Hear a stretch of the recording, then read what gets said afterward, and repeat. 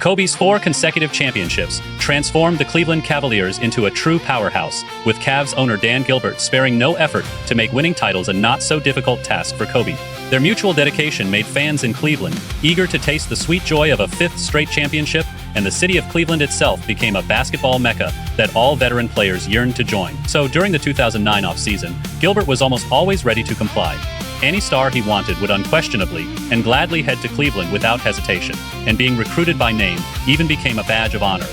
Among the many big names, O'Neal and Jamison were fortunate enough to be recruited. Gilbert, never stingy, splashed out big money to bring both top-tier interior players under his wing. O'Neal, averaging 17.8 points and 8.4 rebounds per game, and Jamison, averaging 22.2 points and 8.9 rebounds. After all, the Cavaliers' backcourt was already unstoppable at that point and needed no further reinforcement, and what Gilbert enjoyed most was watching Kobe's picturesque, unstoppable isolation plays. Thus, interior rebounders and second-chance scoring specialists were exactly the pieces he wanted most. However, such a luxurious interior lineup left Brown scratching his head.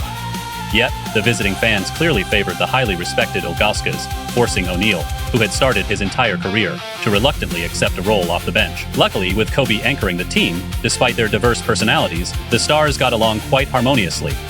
Victory served as the best glue, and for them, games became an immense pleasure. Often amidst laughter and joy, the Cavaliers would easily rack up win after win. Moreover, they not only broke the team's win record from the previous year, but also surpassed the Bulls' 72-win mark. As the absolute core, Kobe continued to dominate the so-called Most Valuable Player award, which he didn't truly endorse, because in his mind, this honor represented not individual ability, but the team's collective achievement.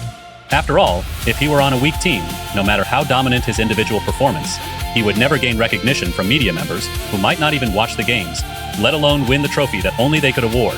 Even making the All-NBA first team or All-Defensive first team would be a long shot.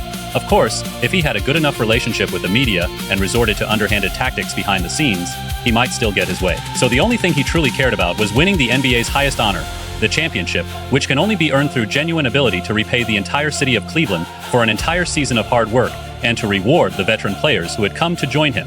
It is possible to achieve one's desired outcome. Unfortunately, the other protagonist of our story, James, was trapped in a poverty-stricken club plagued by internal family strife.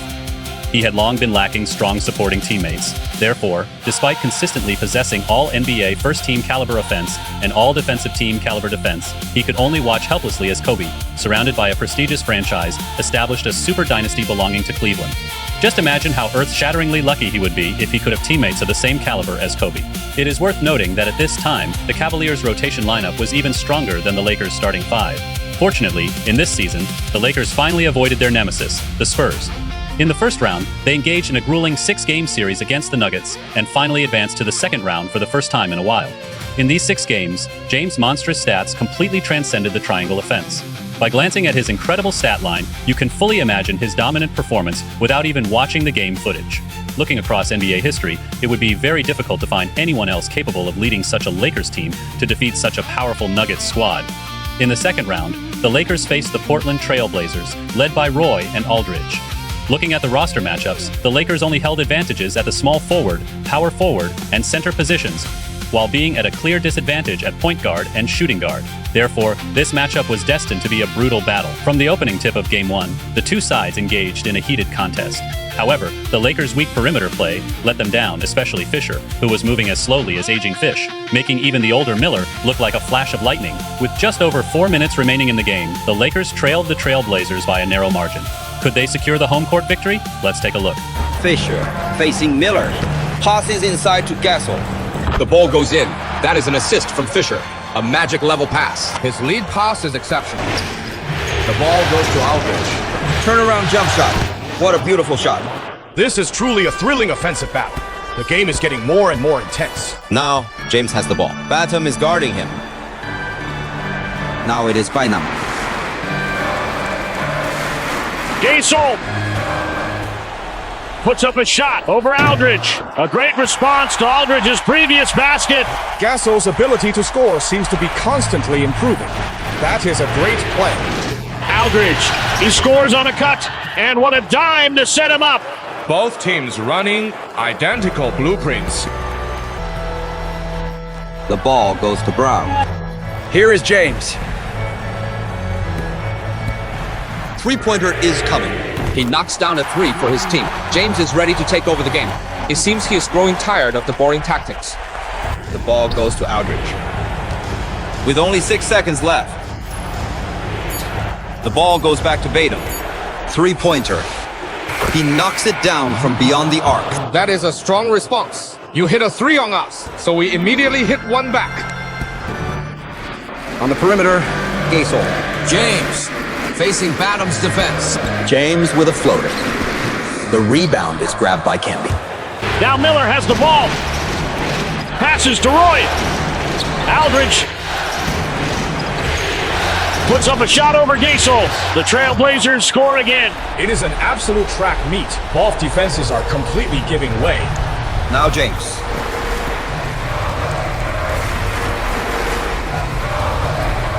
James with a step-back jump shot. The ball goes in. Big-time shot from LeBron. It is gut check time for the Lakers defense right now. Aldridge is at the nail.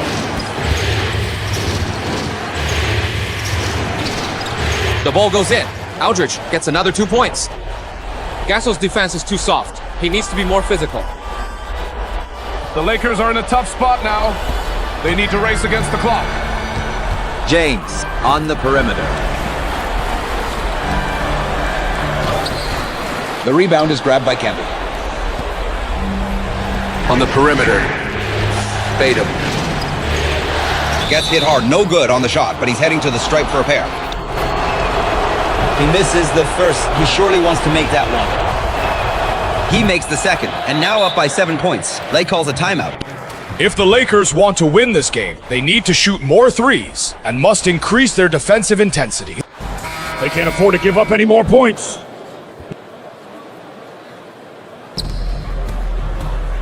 Now James has the ball. He is being tightly guarded. The Lakers miss another shot. The Trailblazers are on offense. On the perimeter, Roy. Fires over Gasol, but Roy forced it a bit. The Lakers need to hurry up and score. The ball goes to Bynum, then back to James. Gasol. The ball is blocked and goes out of bounds. The Lakers retain possession. Their recent shots are far too disorganized. Look at this. The triangle offense isn't played like this. Where is the trace of it now?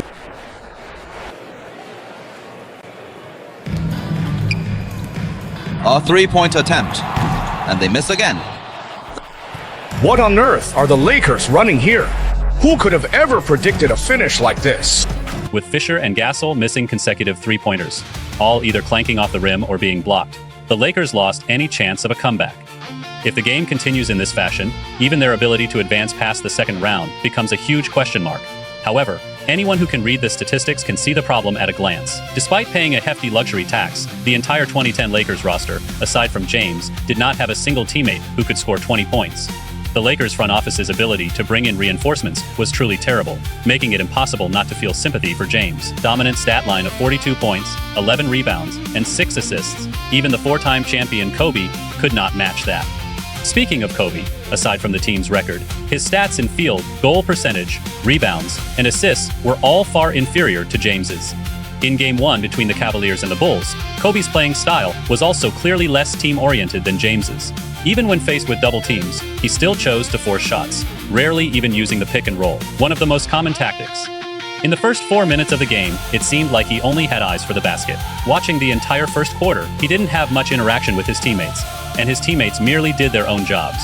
Yet, with this very style of play, the Cavaliers not only defeated the Chicago Bulls, the Windy City Roses who shocked the world, but they did so by a whopping 23 points. But Kobe's stats were only 31 points, 2 rebounds, and 5 assists, which were simply insignificant compared to James's 42 points, 11 rebounds, and 6 assists. Aside from the fact that James's teammates were too weak and the competition in the West was too fierce, there is really no other reason to explain why the Lakers were gently swept while the Cavaliers made it to the Eastern Conference Finals 4-2.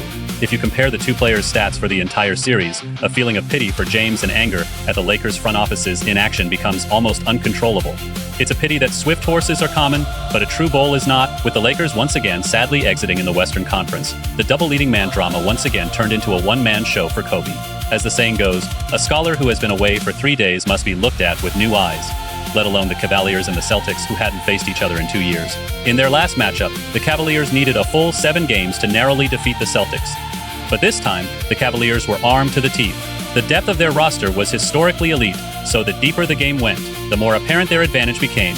In the first 2 games of the series, the Cavaliers' star player, the famous stamina freak Kobe, they played only 22 minutes and 21 minutes respectively, yet the Cavaliers still cruised to dominant wins by 50 and 25 points. Unfortunately, after years of high-intensity play, even Kobe's body has accumulated some hidden injuries. In Game 2, Kobe strained his left hip, and this injury is unlikely to heal quickly in the short term. Thus, it will likely accompany him throughout the rest of the playoffs, which undoubtedly greatly diminishes his explosiveness. His performance on both ends of the floor has been significantly affected. On the defensive end, Pierce, who had been suppressed by Kobe and unable to raise his head, finally found an opportunity to shine. He attacked Kobe twice in succession and converted both shots easily, while Kobe's first attempt ended with a clank off the rim. Pierce, growing more confident with each play, even attempted a difficult fadeaway three-pointer, which greatly ignited Kobe's competitive spirit. As a result, Kobe continuously forced his body to endure more pain, repeatedly adjusting his shooting aim until he fully adapted to the sensation of shooting with discomfort. Soon enough, Pierce became serious again. While an 11-point victory was hardly worth celebrating, with the series advantage in hand, it was only a matter of time before the Cavaliers secured the Eastern Conference Finals victory. In Game 4 of the series, Kobe managed only 22 points on 22 shot attempts, appearing to be running on fumes. However, by Game 5, Kobe once again elevated his performance on both ends of the floor. After all, the Spurs in the West had already swept their way to the finals, and the longer the series dragged on, the more unpredictable it became. Moreover, Pierce could not possibly replicate his dismal 6 for 20 shooting night every game. Although the Cavaliers ultimately eliminated the Celtics in just 5 games, Kobe and the aging O'Neal often seemed to struggle, lacking consistency in their performance. This undoubtedly gave Spurs head coach Popovich immense confidence. Since 2006, the Spurs had lost to the Cavaliers multiple times, and this rare opportunity was one Popovich refused to let slip away, determined not to let the championship elude the Spurs again. Once the game tipped off, Kobe's offensive footwork was noticeably sluggish, leaving his shooting, drives, and defense all far from optimal. The Spurs were thrilled by this, knowing that relying solely on Williams and Verrajondo, the Spurs, capable of locking down both the paint and the three-point line, would never give the Cavaliers a chance to create any momentum. But Kobe's offensive desire and his tolerance for pain were truly beyond ordinary comprehension. After just a few brief possessions to adapt, Kobe was already using his rhythm to blow past Jefferson for an and-one layup. Sensing the danger, Duncan stepped up immediately, fully understanding the importance of momentum for a team. Even when facing a double team from Kobe and Williams, he still attacked the basket with authority, leaving the Cavaliers helpless. On the defensive end, he single-handedly anchored the Spurs' defense, turning Williams' once comfortable shot into a rush miss that clanked off the rim. Back on offense, he showed no fear against the double block attempts from Kobe and Verrazodo, powering through for another and one, which left Kobe shaking his head in frustration. But like Kobe, Williams was a true competitor. After catching the ball beyond the three-point line, he waved off Verrajodo's pick and roll and drilled a shot directly over Parker in isolation. Compared to the Cavaliers' emotionally driven style of play, the Spurs operated more like a cold, precision machine. Duncan's selfless pick and roll screens and perfectly timed rolls to the basket for the catch allow him to help his teammates play with more ease and freedom without consuming ball possession. Unfortunately, no matter how perfect a leader is, he cannot handle everything by himself. For instance, Kobe, who had kept the Spurs restless and helpless for years, still dominated the game effortlessly. It seems unfair to blame Bowen for failing to defend Kobe, considering that under the defense of Jefferson, acquired in the trade for Bowen, an injured Kobe actually delivered an even more efficient stat line of 32 points, 11 rebounds, and 7 assists. Adding to that, Williams outplayed Parker, leaving the Spurs feeling like a scholar encountering a soldier, despite their excellence on both ends of the floor and strong tactical execution, making them the epitome of team basketball. Countless self-proclaimed greatest and most dominant superstars had failed to break free from the Spurs' defensive web. So why did they always end up overwhelmed and flustered whenever they faced Kobe's Cavaliers? Keep in mind, Kobe's field goal percentage was even below 50%. His three-point shooting was merely above average, and he was playing through an injury. At its core, the only explanation is that Kobe's teammates were simply too formidable. Additionally, Gilbert was indeed spending excessively.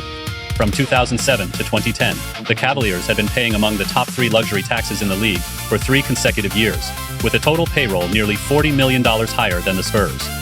If Kobe still couldn't lead the team to a championship, then his reputation would have been undeserved. So, how exactly can one defeat this super team with an owner who spares no expense, a roster that keeps upgrading, and 5 consecutive championships? And can Kobe, who has been indulged beyond measure, fulfill Gilbert's vow of winning more than 7 titles? Friends, to find out what happens next, stay tuned for the next chapter.